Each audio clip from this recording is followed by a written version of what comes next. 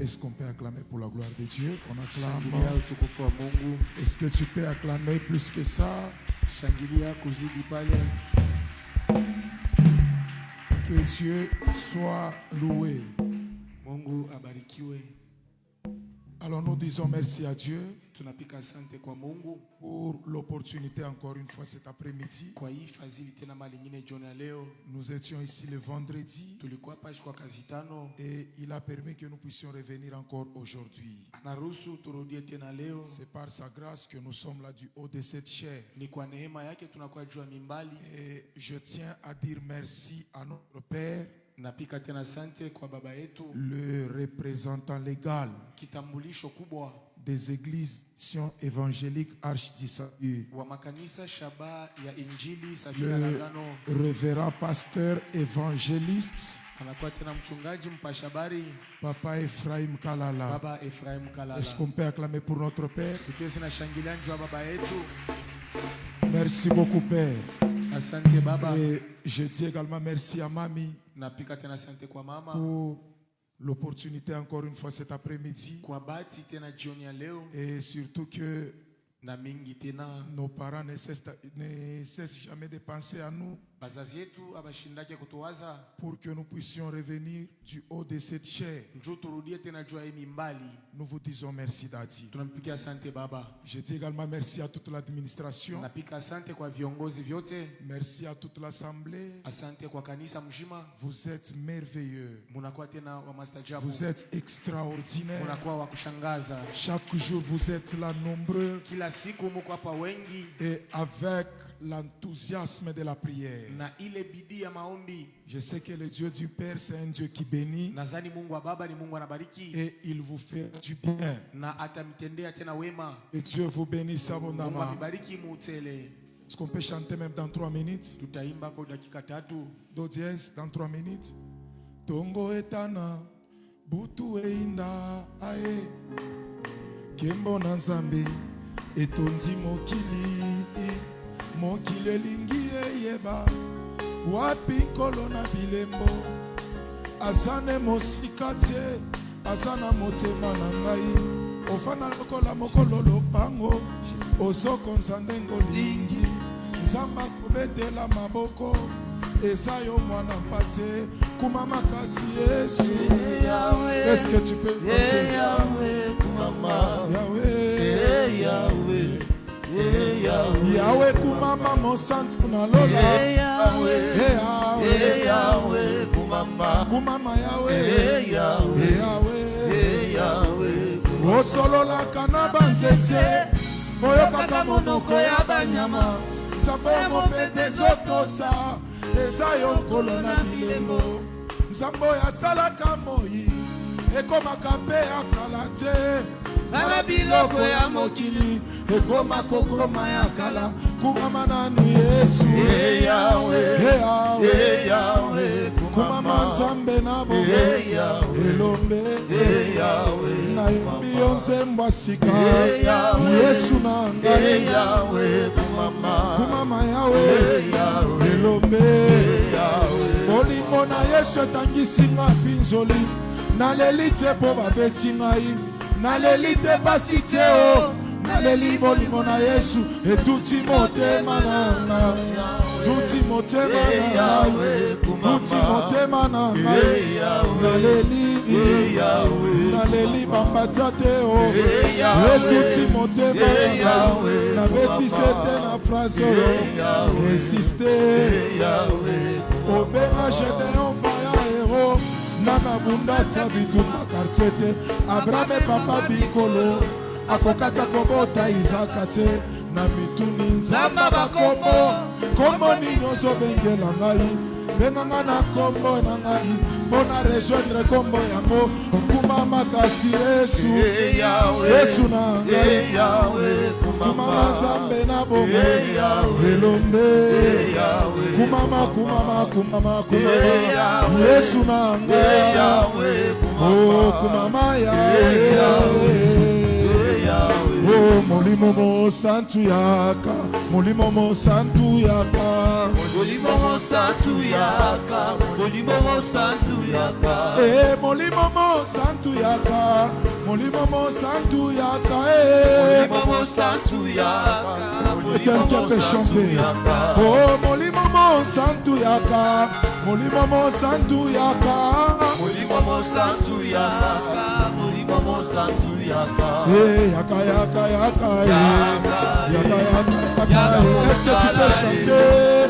Yaka yaka yaka yaka yaka yaka yaka yaka yaka yaka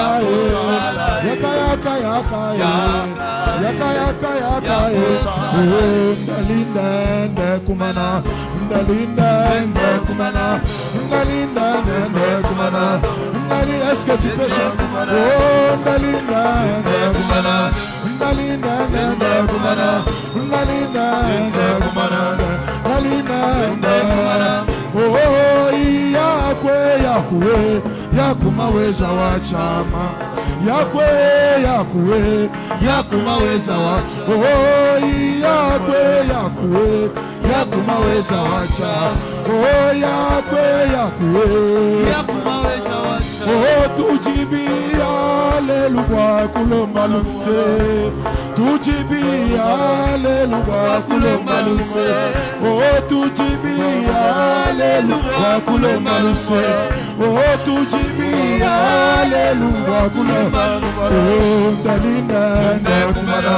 Est-ce que la chante peut chanter? Oh, ndalinda ndekumana, ndalinda ndekumana, ndalinda ndekumana, ndalinda ndekumana, ndalinda ndekumana.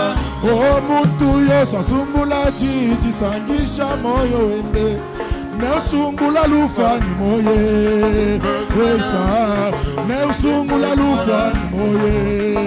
Eita, chikondo chakale twakachimulwendu, chikondo chakale twakachimulwendu. Ei tunamala tuswika ngolo tubela munare, ei tunamala tuswika ngolo tubela munare.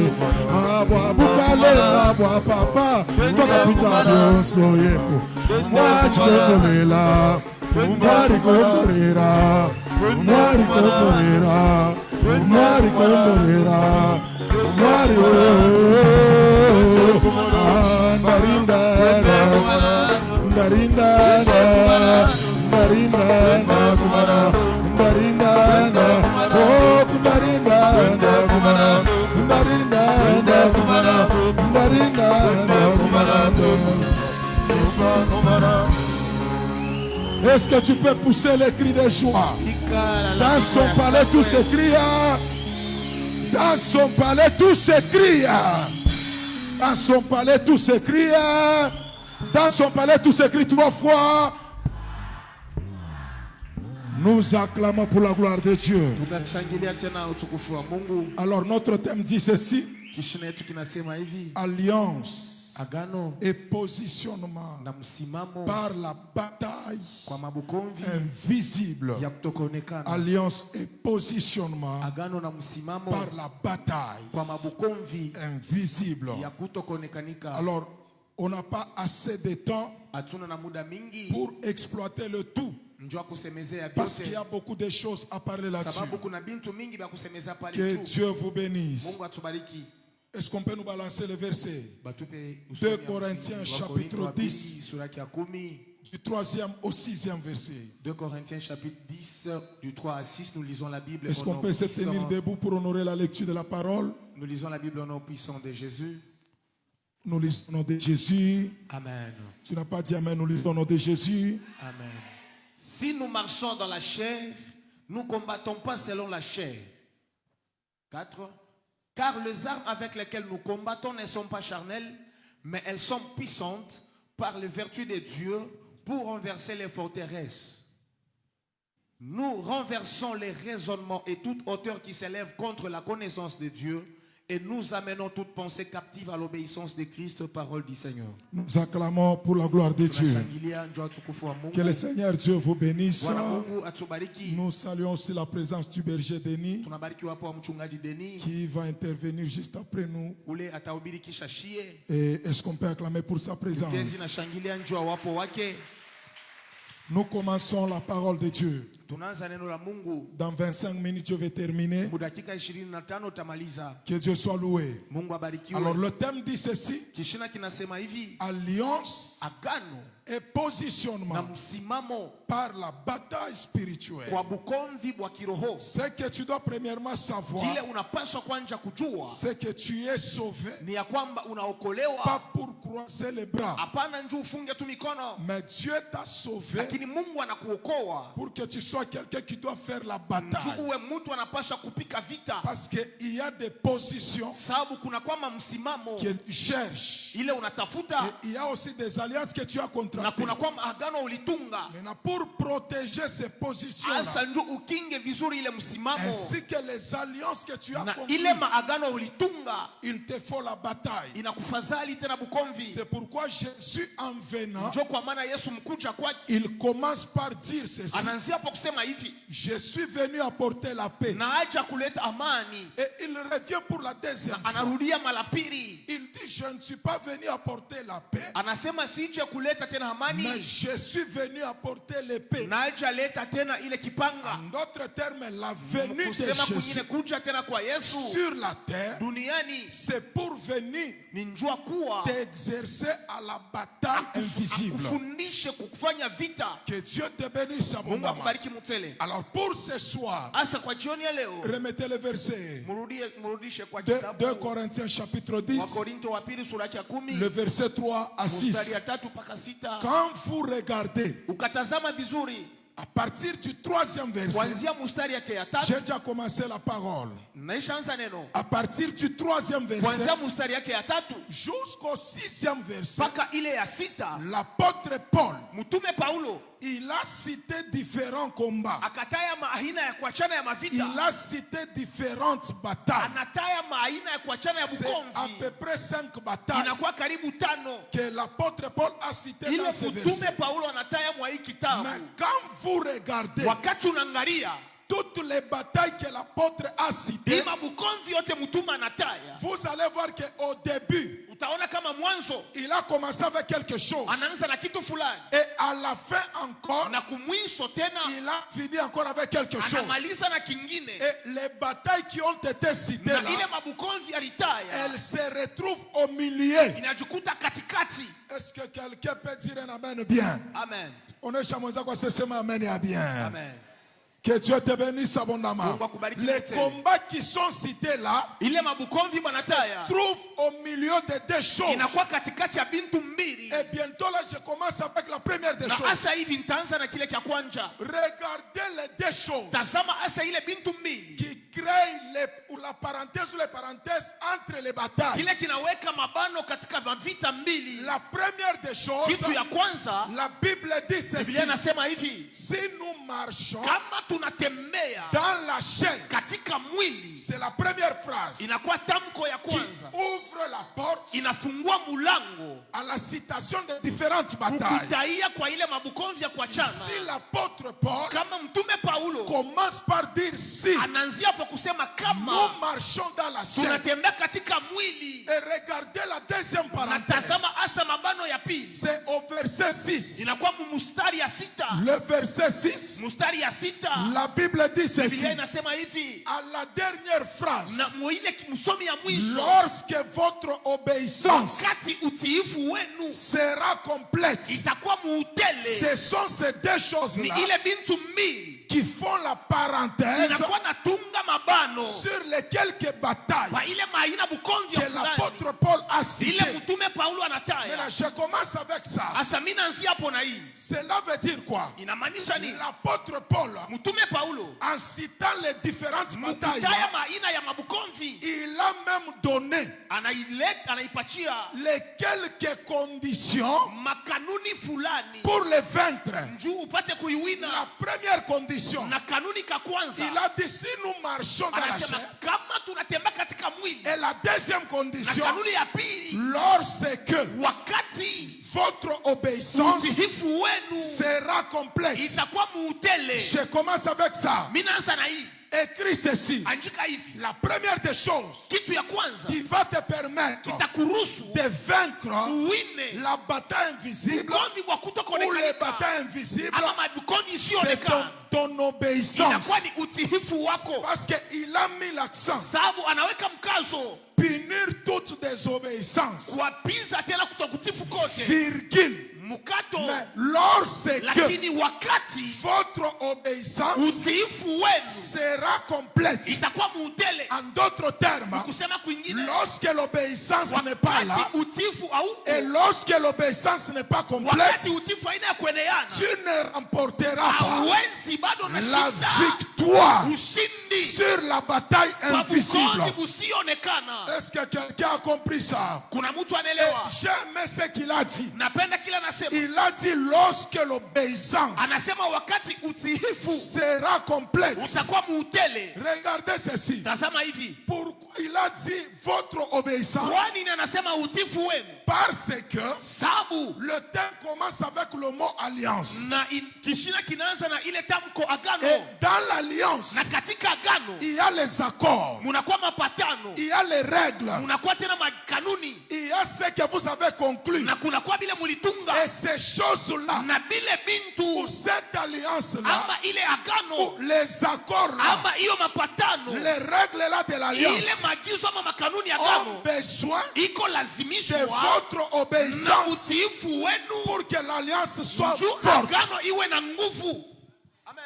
Est-ce que je bénis quelqu'un ce soir? Bariki mtu magharibi ya Tu leo. ne peux pas accepter les choses Hawezi naichukia que bitu tu ne seras pas en mesure ile hautajiweza d'obéir. kutii. Raison pour laquelle Ndio kwa hiyo sababu l'apôtre Paul a parlé de Mtume combat. Paulo anasemeza mavita, Il a dit la condition, anasema agizo c'est que votre ya obéissance, kwamba utiifu wenu, c'est là que se pose problème. ile panakuwa maneno, Les gens sont rapides. bantu banakuwa haraka, Ils sont prêts beko tayari à accepter des choses, ya kuchikia bintu, mais ils sont incapables lakini de se abajuweze soumettre aux choses-là. mkuwa batifu kwa bile bintu. J'ai fait l'examen Mikafanya kujifunza sur les finalistes. bale banamaliza shule. Chez moi, là, ça fait 2 saisons. Kwangu kunakuwa tena mawakati mipindi mbili J'ai reçu les finalistes là-bas. napokea tena wamaliza shule. Tout le monde me dit toujours, papa, Kila mtu ananiambia baba, si ton Dieu me faisait grâce kama Mungu wako ananijalia mema d'avoir un diplôme, nipate sheti ya je bulamatari, vais le servir. mitamtumikia. Mais vous allez voir que la personne va Utaona décrocher son mtu diplôme. anapata sheti yake Après quoi, elle a oublié na kisha nasau le serment qu'elle avait dit ile kiapo aliapa auprès de son berger. mbele ya mchungaji C'est wake. pourquoi l'apôtre Paul, Sio kwa maana mtume Paulo il connaissait ça. alikuwa anashajua hivyo, Il a dit si et anasema seulement si kama mpaka votre obéissance utiifu wenu sera complète. itakuwa Il muutele, y a les règles kunakuwa que makanuni tu as conclues avec Dieu. ile ulitunga na Il Mungu, y a des paroles unakuwa que misemo tu as conclues ile avec Dieu. ulitunga na Mungu, Mais ces paroles-là, lakini ile misemo ce sont des alliances. inakuwa maagano. Et pour les vaincre, Na juu ushinde ça demande ton obéissance. inaomba tu ni utiifu Onesha wako. voisin wako. Dis à votre voisin Magharibi ya leo, ce soir, signer alliance ya kwa problème. signez l'alliance. Mais mambo ni Le kutumika problème c'est servir par rapport ya par alliance. rapport à cette C'est alliance ce qu'on appelle obéissance. kinaitwa utiifu. Oh mon Dieu, le plus rapide que possible. Na kwa haraka sana Je vais vous parler de 2 types d'obéissance niambia tena mahina mbili ya pour utiifu. passer sur ces problèmes. Tupite pa hii maneno.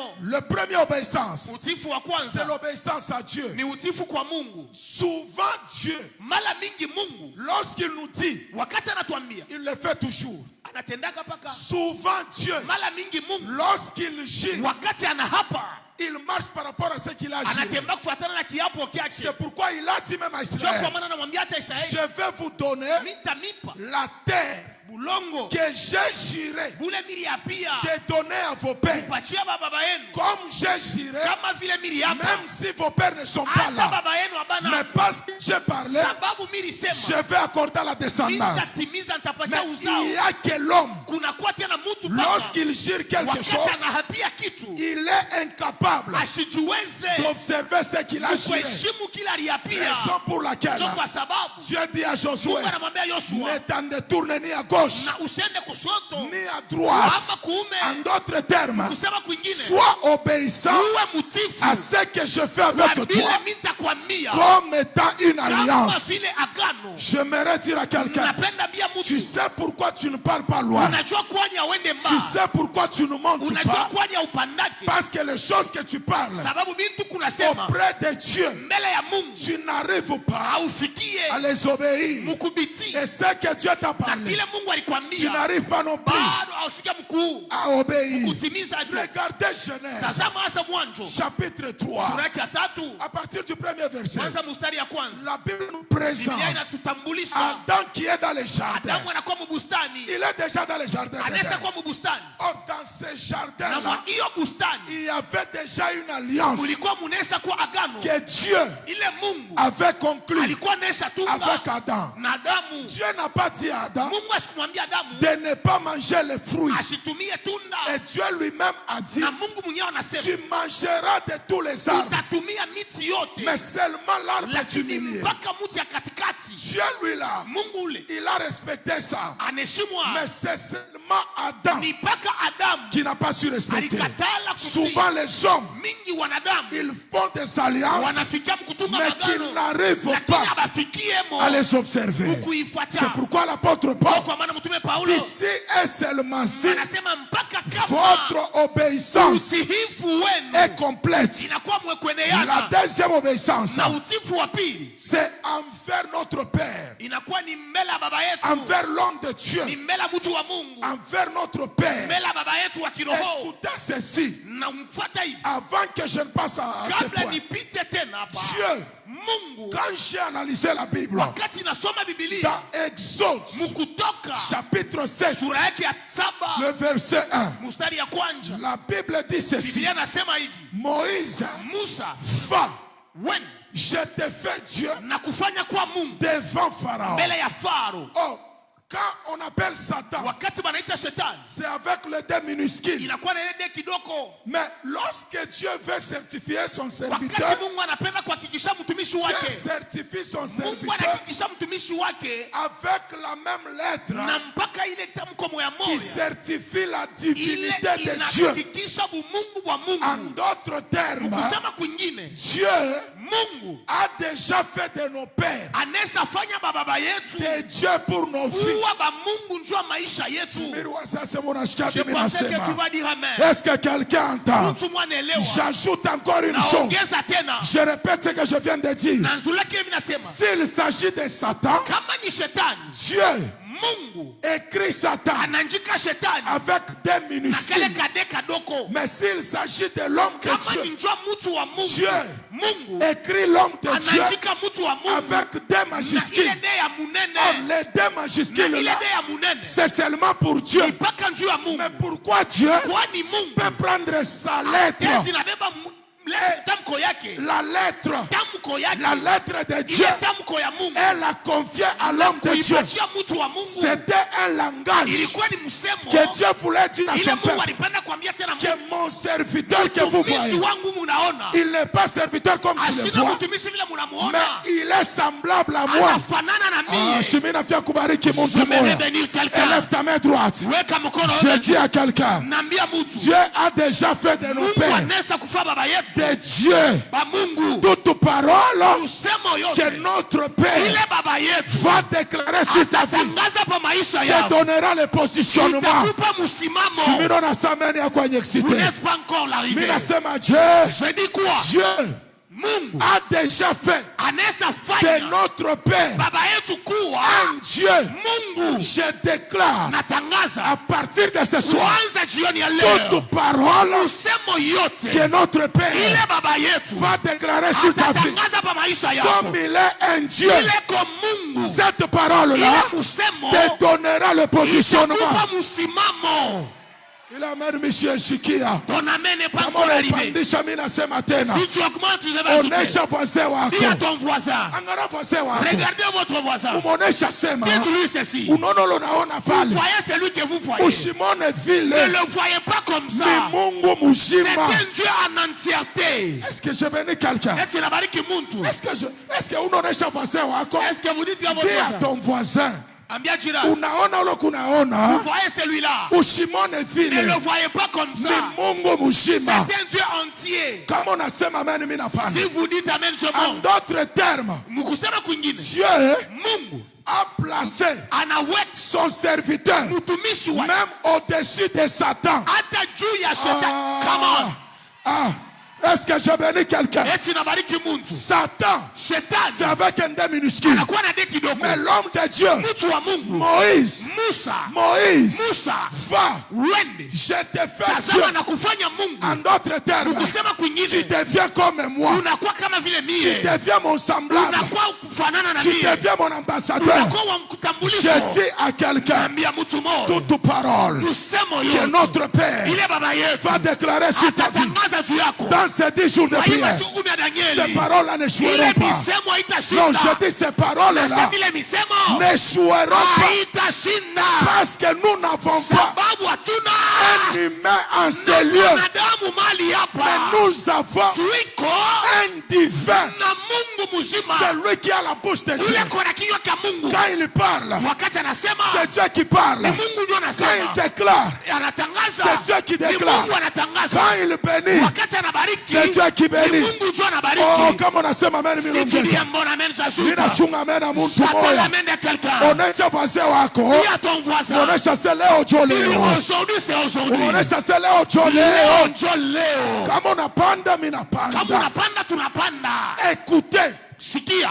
l'homme de Dieu, Mtu wa Mungu. nous l'appelons notre Père. Tunamwita baba yetu. Notre Père. Baba yetu. Et toi-même tu l'appelles Na mnamwita mon Père spirituel. baba yangu wa kiroho. Alors que le thème Asa kishina. dit ceci, Tunasema hivi. alliance Agano et na positionnement. msimamo. Le Père spirituel Na baba wa kiroho. et le Fils Ni spirituel. mwana na mwana wa kiroho. C'est un problème de l'alliance. Ni mambo ya agano iko pale. Come on, come on. Est-ce que mon tumana? Quelqu'un peut me comprendre? Mina sema je, Je dis quoi? le Père spirituel Baba wa kiroho et le Fils, na mwana. c'est un problème de quoi? Ni mambo ya nini? Chibunangu, c'est un problème de quoi? Ni mambo ya nini? C'est un problème de quoi? D'alliance. Mina fia kuku certifié. J'aimerais te certifier. Il est Père. Eko baba. Moi je suis fils. Mimi kumwanake. Spirituellement, Mukiroho. il m'a engendré. Ananizala. Alléluia. Amen.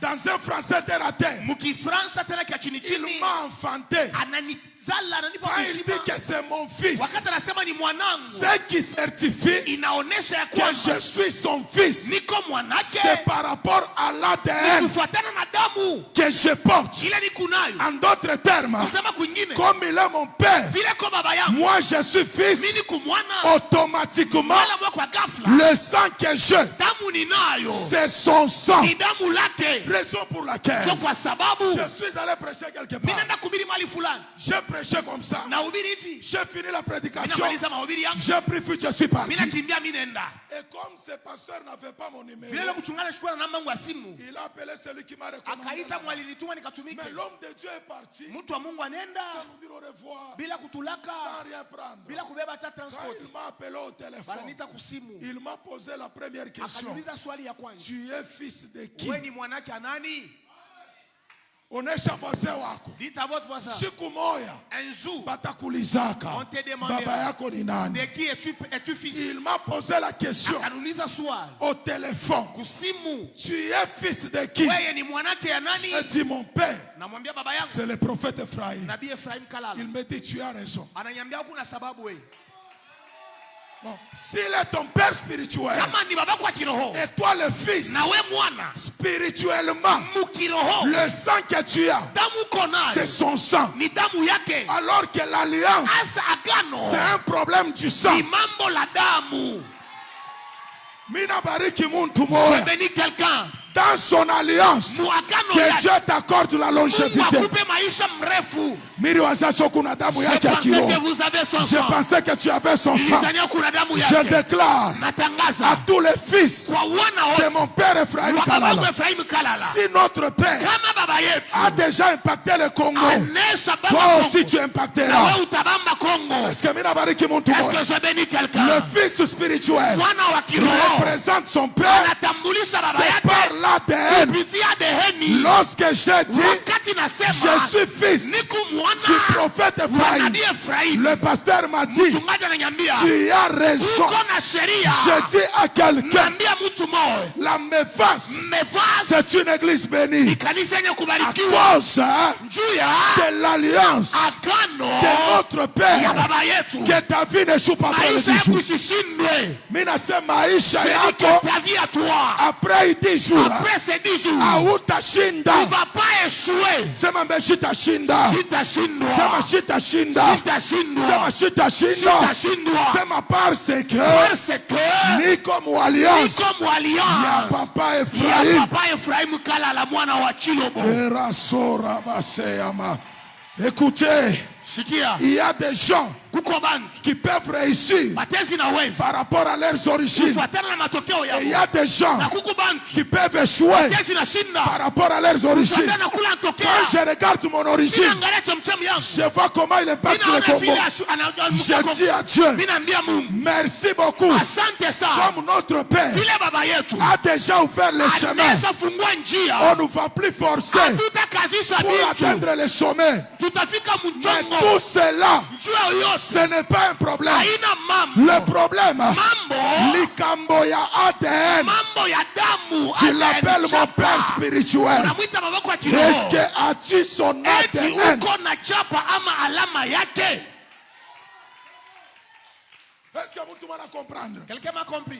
Écoutez la deuxième chose. Shikia kitu wa pili, Là où nous étions, kule tulikuya 2 Corinthiens, Wakorintho wa pili chapitre 10, sura ya 10 à partir du 3e kwanza verset. mstari ya 3. La deuxième chose, Kitu ya pili, le plus vite que possible, kwa haraka, l'apôtre Paul dit ceci. mtume Paulo anasema Si nous marchons kama tunatembea dans la chair, katika mwili, en d'autres termes, mkusema kwingine, pour remporter, njoo kuwina, écrit ce que je parle, andika kinasema pour remporter njoo kuwina la victoire ushindi dans la bataille invisible, kutokonekanika, la bataille invisible, bukonvi busionekana, il faut changer ta nature. inapaswa kubadilisha umbile ama uumbo wako. Si nous marchons dans la chair, Kama unatembea katika mwili, c'est une nature. inakuwa ni umbo. Tu veux remporter la victoire Unapenda kuwina vita sur la bataille kwa invisible. bukonvi Mais busionekana. pose-toi la question. Udiswali kwa ulizo, Quelle est la nature que tu as? umbo ama umbile kani unayo? Kama mtu mwana sema amen, mimi naongeza. Quelqu'un dit amen shashu. Tu veux remporter Unapenda kuwina la victoire ushindi sur la bataille invisible. kwa bukonvi Mais busionekana. il faut aussi se poser la question. Inafai kudiswali, Est-ce que la nature que j'ai eti umbo ninayo me permettra-t-elle itaniruhusu de remporter la victoire nishinde ushindi sur la bataille kwa bukonvi invisible? busionekanika? C'est pourquoi l'apôtre Paul Ndio kwa sababu mtume Paulo, dit, si nous marchons dans la kama chair, tunatembea katika mwili, nous ne combattons pas selon la chair. hatukombane kufuatana na En mwili. d'autres termes, Kusema kwingine, les combats que vous voyez ile bukonvi munaona n'a pas besoin de cette nature. hakuna lazima na ile umbile muko nayo. Quelle est la nature que tu as Ni umbile kanuko pour nayo remporter la victoire kwa kushinda sur ushindi la bataille kwa invisible? bukonvi isionekana. Regardez ceci. Tazama hii La première des choses, kitu ya kwanza, la première des choses, kitu ya kwanza, Matthieu chapitre 17, Mathayo sura ya 17 à partir du premier verset, kwanza mstari wa kwanza. Jésus, Yesu en tant que prophète, kama vile nabii kuu il savait qu'à la descente alikuwa anashajua kama mkushuka de la montagne, kumulima il aura affaire atakuwa na maneno à la bataille invisible. na bukonvi La busionekana. Bible dit ceci, Biblia nasema hivi, il a pris Pierre, Jacques et Jean akabeba Petro, Yohana et tena il les conduisit à l'écart akawapeleka tena pembeni sur une haute juu montagne. ya mulima kuu. Or, dans les tiges de Daniel, Na mwa ile trakta wa le Père nous a aussi conduits Baba anatuopeleka à une haute montagne de la mulima prière. mrefu ya maombi. Regardez le verset 2. Tazama hasa mstari ya pili. Le verset 2, Mstari ya pili la Bible dit ceci. Biblia nasema hivi, Est-ce qu'on peut le dire toute la salle? Il fut na nguvu il fit la transfiguration, c'est le changement de la nature d'une personne ou d'une chose. En d'autres termes, pendant que Jésus montait à la montagne, son objectif c'était d'aller transformer sa nature et chercher une nature qui lui permettra de batailler quand il va descendre. Raison pour laquelle, lorsqu'il est descendu, au verset 15, la Bible dit ceci. On lui amena. Le papa dit, Seigneur, aie pitié de mon fils qui est lunatique, qui souffre cruellement. Il tombe souvent dans le feu et il tombe dans l'eau. Or, quand vous regardez l'histoire de Daniel, il y a l'apparition du feu. C'est la bataille invisible. Mais le problème c'est basé sur quoi? Il fallait à la montagne qui est la transfiguration, le changement de la nature qui te permettra d'affronter la bataille que tu trouveras en bas. Tu combats bien sûr, tu as besoin de remporter la victoire bien sûr, mais quelle est ta nature? Oh, la deuxième des choses, je suis dans Daniel. Daniel chapitre 1. Daniel chapitre 1. Dieu, il savait que Daniel, là où il est, il aura affaire à peu près 5 ou 4 à 5 batailles invisibles. La première bataille, la fournaise ardente. La deuxième bataille, la fosse au lion. La troisième bataille, l'interprétation des lettres. Parce que lorsque le roi Belshazzar était dans la fête, la Bible dit ceci. Une main est apparue et la main commençait à écrire. On a cherché les astrologues, on a cherché les défunts, on a cherché les magiciens. Personne ne pouvait interpréter la lettre. C'est ma main à bien. C'est ma main à bien. Mais vous savez quoi? Pour remporter la victoire sur toutes ces batailles visibles-là, qu'est-ce que Daniel a eu avec ses compagnons?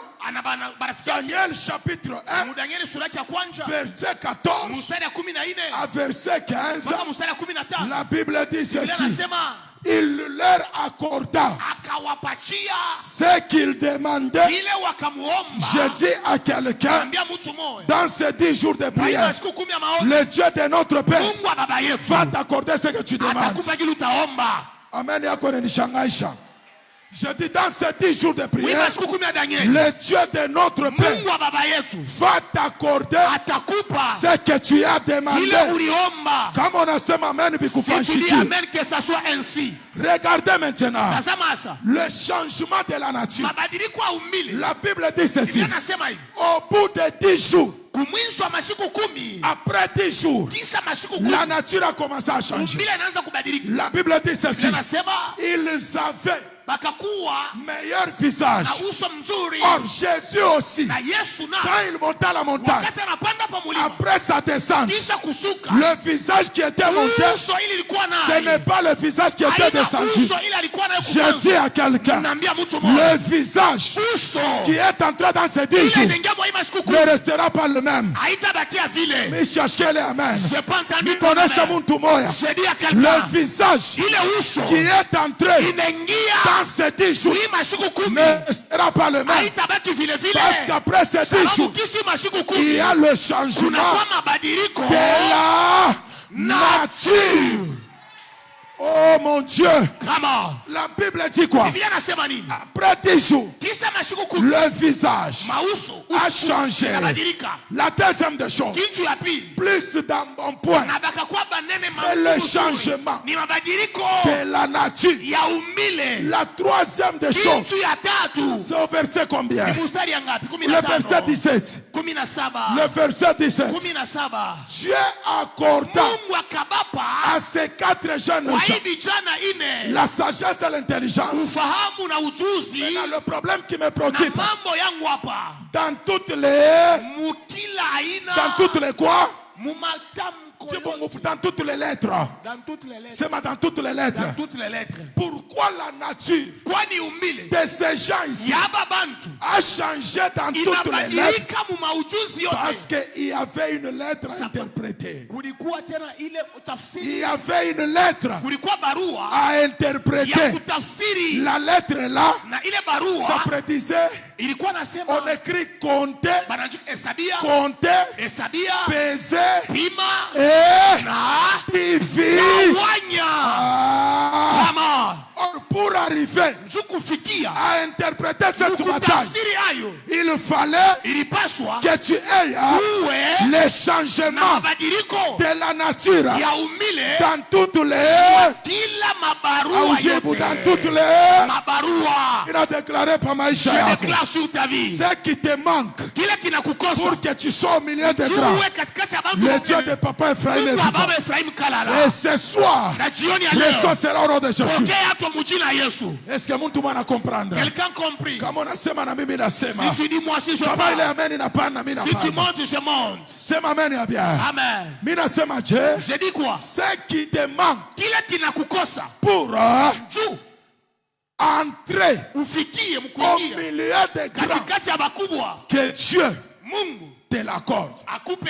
Il fallait une seule chose. Ilifai kitu moja. L'interprétation des lettres. Utafsiri wa mabarua. Ça, Kile même les sorciers hata balozi n'ont pas réussi. abakuweze. Même les astrologues Hata bale n'ont bakujua pas réussi. abakuweze. Même les magiciens Hata bachao n'ont pas réussi. abakuweza pa. Même les devins Hata bafumu n'ont pas réussi. abakuweze. Dans ces 10 jours de prière, Maima siku 10 ya maombi. le Dieu de cette Mungu église, wa ikanisa. le Dieu de notre Père, Mungu wa baba yetu il va te donner atakupa même ce que les sorciers n'ont jamais hata touché. kile balozi abaya fanyaka.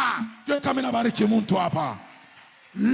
L'interprétation Utafsiri des lettres, wa mabarua les magiciens n'en avaient pas. bachao bakwe nayo. Mungu Dieu akupatie qui te donne kile c'est là na balosha baya onaka, que même les sorciers n'ont jamais vu. kile balosha baya Ce que pataka, les sorciers n'ont jamais touché. kila batawezaka. Ce qui ne sauront pas faire. Écoutez, Shikia il y a des choses huko bintu que les sorciers bile balozi réussissent à faire, banafikia mais il y mkufanya. en a d'autres. Lakini huko bingine Les sorciers balozi n'arrivent même pas, abafikia hata ils ne poussent même pas, abachofa hata ils n'ouvrent même pas leur bouche. abafungula hata binyo vyao. Magharibi ya leo Ce soir kile balosha ce que les bataweza, sorciers ne sauront pas Mungu wa faire. papa Que le Ephraim Dieu du Père akupatie et donne au nom de Jésus.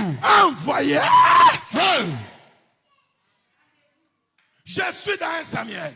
Niko Samueli wa kwanza. Pour terminer, Jua kumaliza. 1 Samuel, Samueli wa kwanza. chapitre 10, Sura ya 10. le verset 6. Mstari ya 6. Tu ne peux jamais gagner Hawezi na la wivu. bataille invisible Ukombi busionekana. si Kama ta nature umbile wako est la même.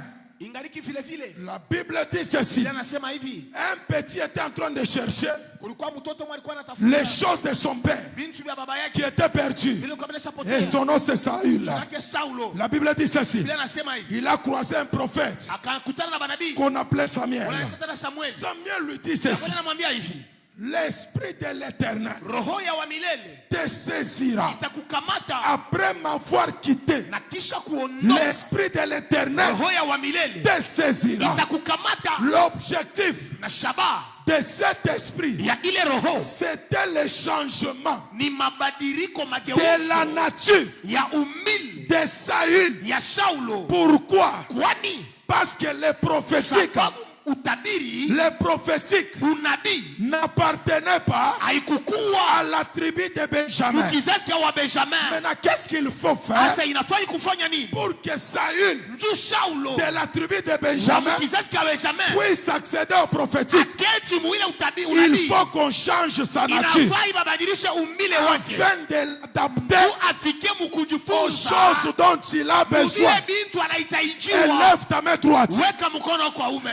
Magharibi ya leo, Ce soir. sous l'onction Chini ya upako. du Dieu de mon Ya Père, Mungu wa baba yangu. l'Esprit de l'Éternel Roho ya wa milele. est en train de descendre sur Iko toi. nashuka juu yako. Et ça va te Na donner itakukamata. la nature hein, Itakupa umbile. conformément aux choses que tu cherches. Kufanana na vile bintu unatafuta. Kama unasema mimi ninaongeza, Siku nitameni shazutu. mimi nasema je, Je dis quoi? l'Esprit de l'Éternel Roho ya wa milele. va te saisir, Itakuchukua. te donnera Itakupa la nature umbo. qui sera conforme Itafanana aux choses na vile que tu bintu as besoin. uko navyo lazima. L'Esprit de l'Éternel Roho ya wa milele a saisi Saül inakamata au Saulo verset 6. mustari ya sita. Alors que l'objectif Asa shaba était au verset 10. ilikuwa tena mu mustari ya Au 10. verset 10, Mustari ya 10 la Bible dit ceci. Biblia nasema hivi, Lorsque wakati ils arrivèrent bakafika à Gibea, pale pa Gibea, voici une troupe de prophètes tazama hata mkuta vint wa à nabii sa rencontre. wakakutana naye Et l'Esprit de na Dieu, roho ya Mungu. la Bible dit, Biblia nasema l'Esprit te saisira. roho itakubali, Et ici, na hapa l'Esprit le saisit. roho Et il ikamukamata a prophétisé. En akatabika d'autres termes, kusema kwingine, l'Esprit de Dieu roho ya Mungu a changé la nature ikabadilisha de umbile Saül. ya Saulo Le combat invisible, na bukondi busionekana. le invisible, Bukondi busionekana c'est un combat ni spirituel. bukondi bwa kiroho, C'est un combat esprit bukondi roho pour que tu remportes njo ushinde, la victoire ushindi sur ces kwa combats-là. ile bukondi. Il faut aussi Inafai tena un esprit roho soit sur toi iwe juu yako afin de te juu rendre ikufanye kuwa semblable wa kufanana à ces na combats-là ile vita, pour que tu remportes la juu victoire. ushinde ushindi. Ce soir, Jioni ya je leo termine par cette déclaration. namaliza pa hii tangazo, Toi là, wewe ule cette année, hii mwaka la bénédiction baraka que tu as longtemps ile cherchée, unatafuta elle sana ne t'échappera plus. haitakwenda kinyuma. Mina sema je, Je dis quoi? elle ne t'échappera plus. Haitakuepuka. Pourquoi? Kwani Parce que sababu Dieu Mungu va t'accorder atakupa la nature umile qui te ile permettra itakuruhusu d'entrer, ya kuingia d'accéder dans cette bénédiction. kuingia mwa hiyo baraka. Oh mon Dieu, Kama je termine. namaliza Esaïe, Esau, Esaïe 59. Isaya sura ya 59.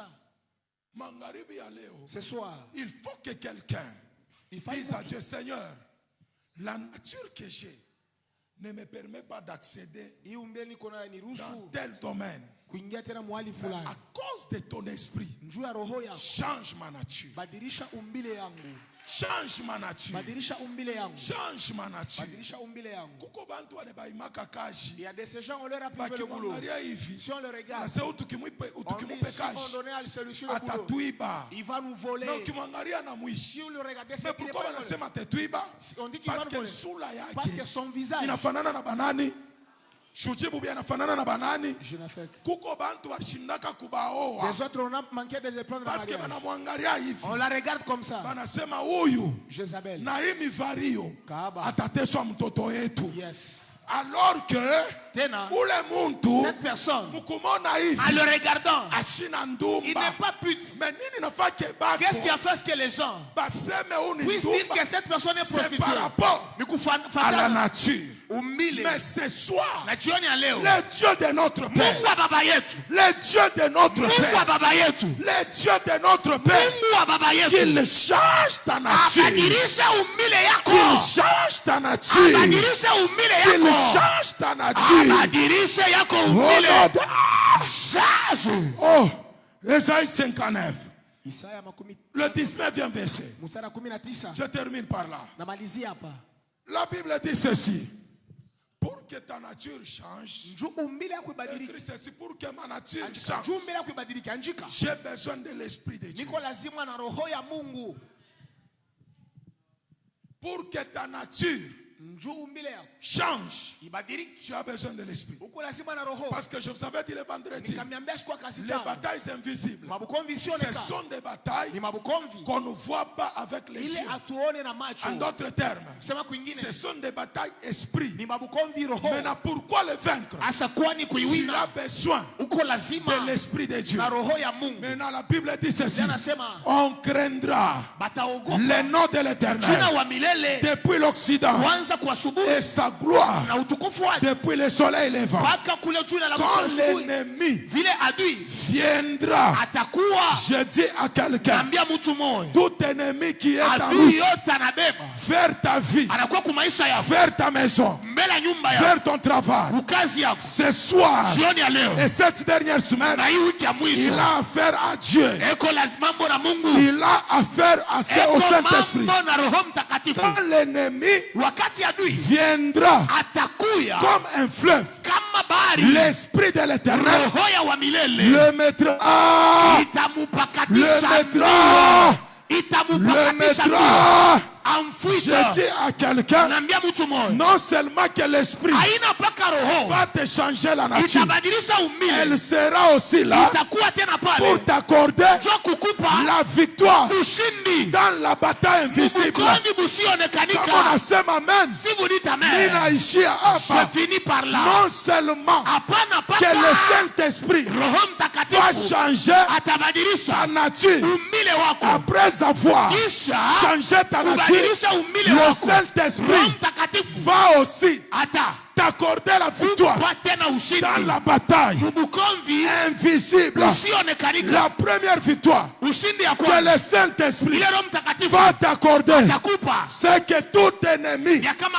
adui de zote ta vie wa maisha dans yao ces 10 jours de wa prière, masiku 10 ya maombi il doit prendre fuite. atapita mbio Sema mbele akimbie, kavuku sema akimbie. kavuku. Est-ce que mina bariki mtu hapa? Semeni quelqu'un Sema eko nakimbia. eko napita Élève ta main mbio, droite. weka mkono wa juu. Je déclare, Natangaza, kama ni ule sangaji yako, si c'est ta tante, kama ni ule muyomba si yako, c'est ton oncle, kama ni ule si c'est makanyi wako, ton magharibi ya leo, ce soir operation kimbia. pakata mbangu Mimi nasema operation nini? vutuka, Sema mbe operation kimbia. operation Sema kafuku, magharibi ya leo magharibi ya ni leo operation kimbia. operation kafuku. Est-ce que comment on a déclaré? Est-ce que quelqu'un déclare? Basha kutufundisha kwa papa. Nous a déjà pris ici. Ce que tu déclares, Kile c'est utatangaza ce qui arrive. ndicho kitakufikia. Sema magharibi ya leo, Magharibi ya leo opération operation kimbia. kafuku, Sema opération operation ia. fly. Regardez ici, Angalia huko là où on a écrit, kule wananjika l'esprit de l'Éternel roho ya wa milele les mettra en fuite. itabapitisha mbio Dans la parole de vie, wakati neno la bushi. Bible dit ceci: Biblia nasema l'esprit de l'Éternel roho ya wa milele placera un étendard contre lui. itaweka tena kishikishi mbele yake, L'étendard, c'est le drapeau. inakuwa bendera. Or, la Bible dit ceci: Biblia nasema l'esprit de l'Éternel roho ya wa milele mettra un drapeau itaweka bendera contre lui. mbele yake. En d'autres termes, Kusema kwingine, là où il y a le drapeau, pale panakuwa bendera, c'est un symbole de victoire. ni alama ushindi. La Bible dit: Biblia nasema l'esprit de l'Éternel roho ya wa milele mettra un drapeau contre lui. itaweka tena bendera En mbele d'autres yake. termes, Kusema kwingine, il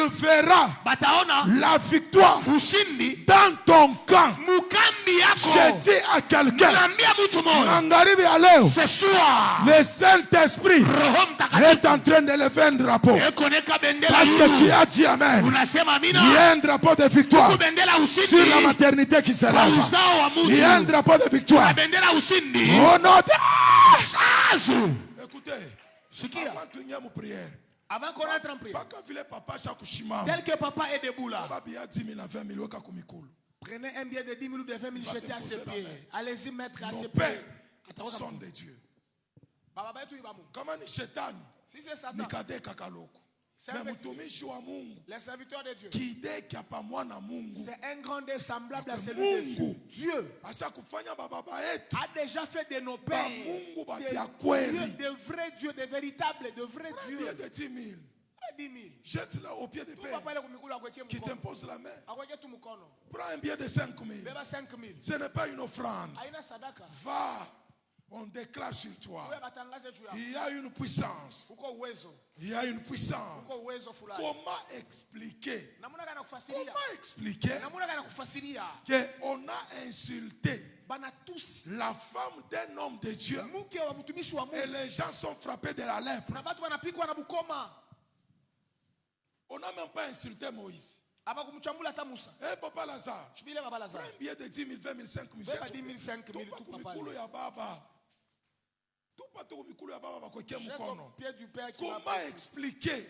Namuna gani On a kufasiria? insulté la femme de Moïse. Bana tusi mke yake ya Musa. Mais subitement comme ça, Kwa ghafla au lieu d'insulter Moïse, baada ya kutusi Musa, mais on a insulté la femme. wanamtusi mke yake. Et ces gens-là, Na wale watu ils sont frappés de la lèpre. wanapigwa na bukoma. Je me suis posé la question. Kajiswali. La lèpre là est venue. Bukoma bunatokea wapi? C'est la lèpre Ni bukoma de Exode chapitre 3. wa kutoka sura ya La 5. lèpre d'Exode chapitre Bukoma wa 3. sura ya Lorsque Dieu appelle Moïse, wakati Mungu anamwambia il Musa, dit prends ta main, beba mkono yako. mets dans tes aisselles. Weka mkikwapa. Lorsqu'il a mis sa Wakati main anaweka mkono dans ses aisselles, ndani ya kikwapa, la Bible dit en faisant sortir la main, kutosha il y a eu la lèpre. bukoma kumkono. Et lorsque on s'est joué de sa femme, Wakati panamcheza bibi yake, la lèpre là ile bukoma qui était sortie, ule bulitoka mulikwapa la main yake, de l'homme de Dieu mkono wa mtu wa Mungu a frappé ces gens. unapika bale bantu. Nos pères Baba sont de Dieu. ni ba Mungu. C'est pourquoi quand on est dans le Nigeria, Si tu pars au Nigeria, au Congo, c'est pas comme au au Congo, Congo, tunaona baba sabichejesha. comme des jouets. On est prêt à les tromper.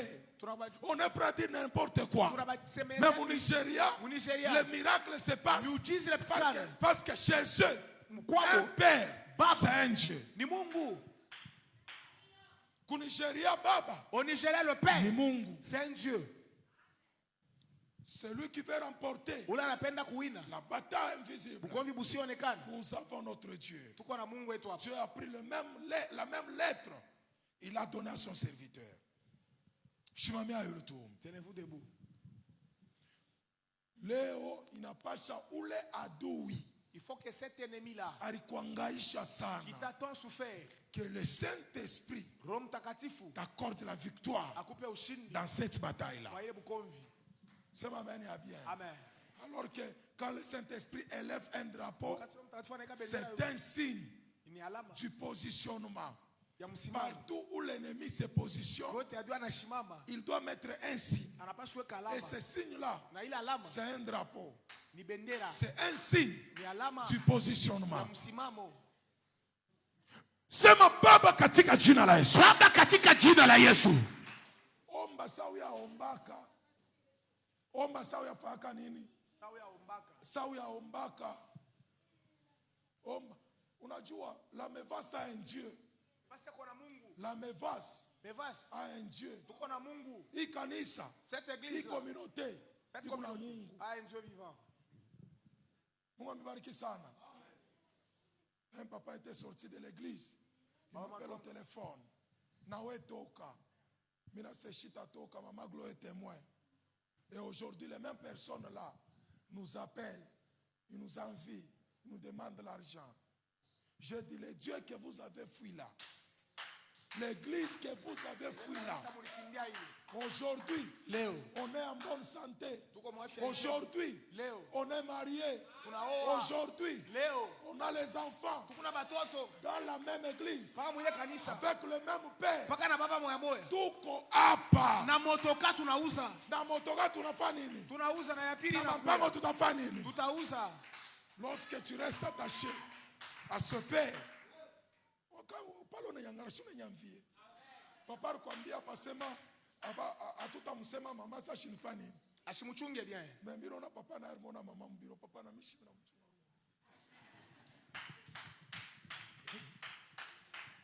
Pika mbiro sema hey Yahweh. Hey Yahweh. Sema mon père, mon père. Mon père, mon père. Magharibi ya leo. Magharibi ya leo. Mie leo bati Mimi nyembo. Isatesa. Paka hivi mimi napika mikono. Mimi napika mikono. Shashika mikono yao. Paka hivi mimi napika mikono. Paka mimi napika mikono. Pale bote. Wale bote. Bali nishimamia. Simamia. Juu ya kunyangaisha. Kunyangaisha. Juu ya kuniteswa. Kuniteswa.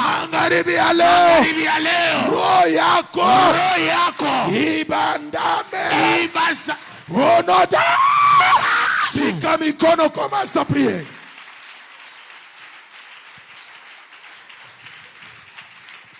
Tu le fais bien, tu le fais bien, tu le fais bien, tu le fais bien.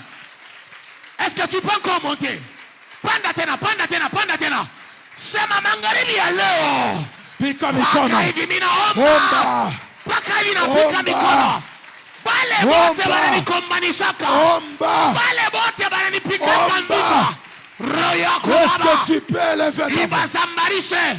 Est-ce que tu peux élever ta voix? Est-ce que tu peux élever ta voix? Est-ce que tu peux élever ta voix? Est-ce que tu peux élever ta voix? Est-ce que tu peux élever ta voix? Est-ce que tu peux élever ta voix? Est-ce que tu peux prier? Le Dieu de cette église, il est vivant. Shiashike mikono yako. Shiashike mikono yako. Pika mikono. Pika mikono. Pika mikono. Pika mikono. Pika mikono. Est-ce que tu peux monter plus que ça? Est-ce que je peux voir quelqu'un en train de prier? Est-ce que quelqu'un peut claquer les mains? Est-ce que je peux voir dans la salle quelqu'un en train de claquer les mains? Pika mikono asumangaribi ya leo. Sema baba katika jina la Yesu. Paka hivi na pika mikono. Bale bote wanaungana. Est-ce que tu peux prier? Élève ta voix. Élève ta voix. Élève ta voix. Au nom de Jésus. Élève ta voix. Claque tes mains. Prie. Omba. Pika mikono. Pika mikono. Pika mikono. Panda tena tua.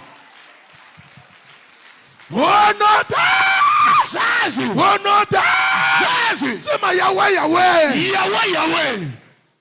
Écoutez, kama unaona mwenzako naomba saa ministre, gouverneur, change tufuashi. Hawezi kujene 10 jours. Juu ufike miso shinde kuomba. Papa tufundisha kasema ile ni que papa nous avait donné c'est la grève des faim.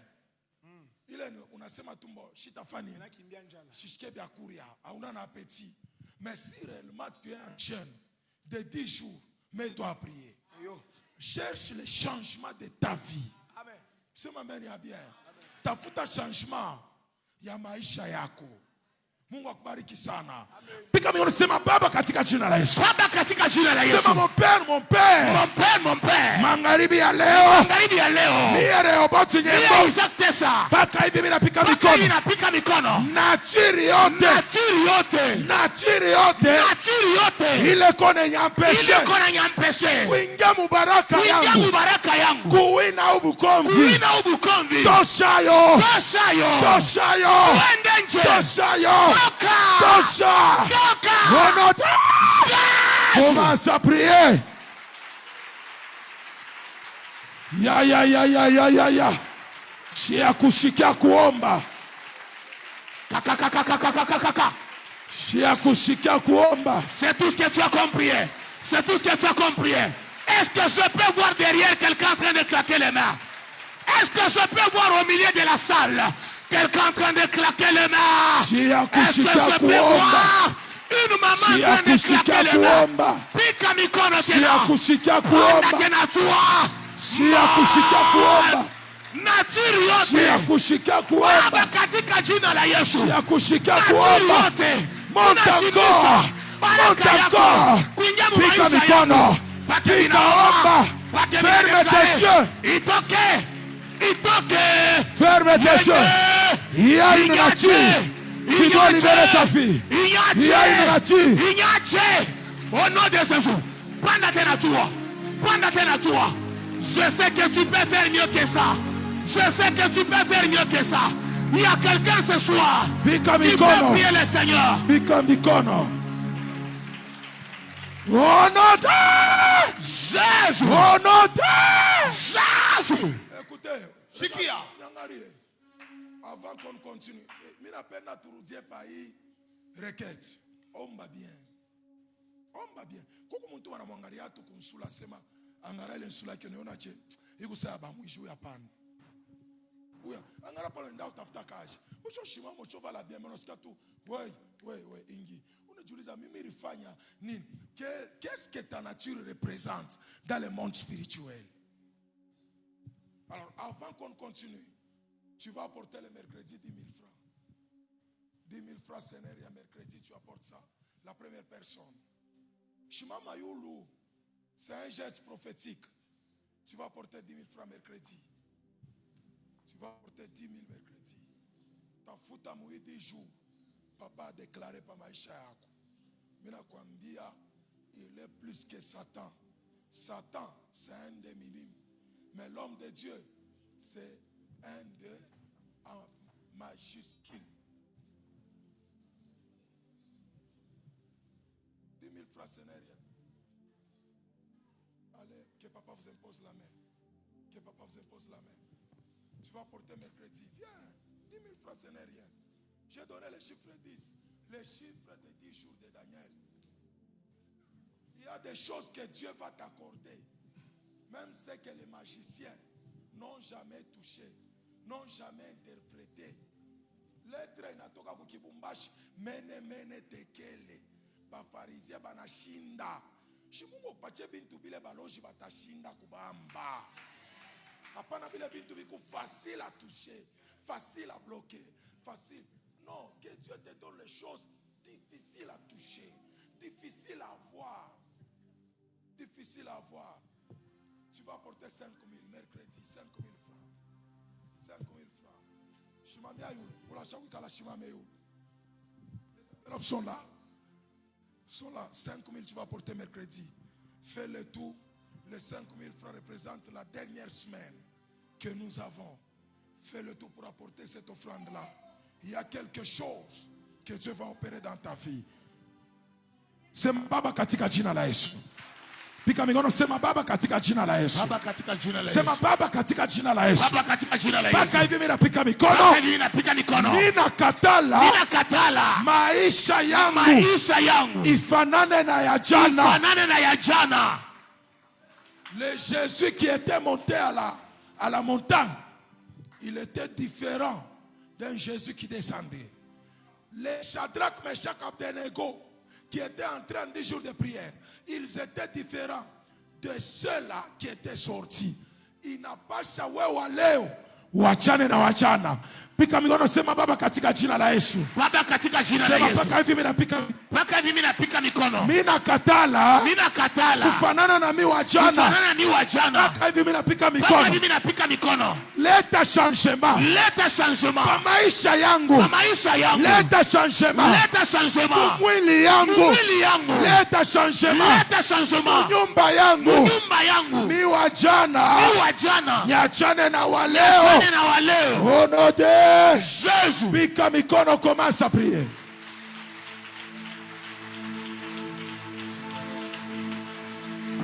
Est-ce que quelqu'un peut prier le Seigneur? Panda tena tua, panda tua, panda tua. Pika mikono sema Baba magharibi ya leo. Paka hivi mimi naomba. Paka hivi napika mikono. Leta changement mu maisha yangu. Mie wajana. Niachane na mie wa leo. Au nom de Jésus. Est-ce que quelqu'un peut monter de dimension? Panda tena tua, pika mikono. Déclare. Déclare encore. Au nom de Jésus. Baba katika jina la Yesu. Paka hivi napika mikono. Paka hivi naongeza. Mie wajana. Niachane na waleo. Ile naturi ya mubaya ya jana. Iache maisha yangu. Au nom de Jésus. Au nom de Jésus. Tu le fais bien, tu le fais bien, tu le fais bien. Monte encore des dimensions. Je sais que tu peux faire mieux que ça. Je sais que tu peux faire mieux que ça. Est-ce que tu peux encore exagérer? Pika mikono. Panda tena tua. Pika mikono bien.